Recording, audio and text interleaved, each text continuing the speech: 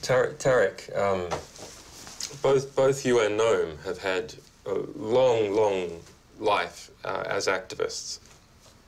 So when you look at this generation of activists now in the West that is just starting to be politically radicalized, I think internet radicalized youth is probably the best way that I would describe them.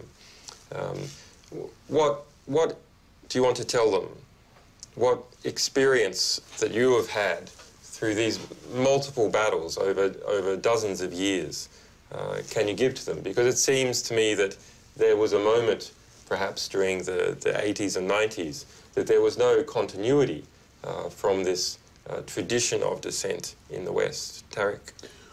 I try avoid giving advice to younger generations because generations are so different from each other, and given the world has changed so much, the only universal advice to be given is don't give up. You live through bad times and you feel, you know, that everything is lost and many people become passive.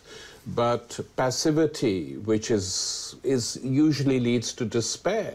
And I think it's extremely important to realize for young people growing up today that they need to be active.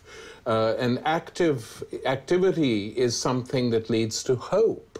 And that unless they're active themselves, no one is going to hand them anything on a plate. That's the lesson of the last few years with this new radicalization.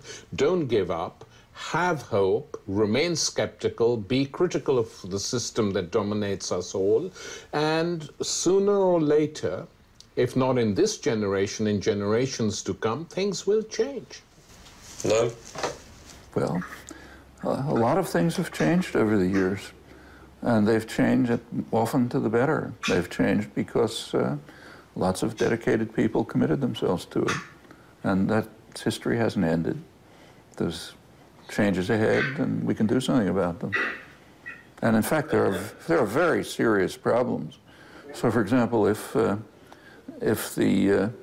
species continues on its present course, we probably will be facing destruction of the possibility for decent survival simply because of things like fossil fuel use. That's an extremely serious issue. And it's kind of like, you know, the lemmings going over the cliff.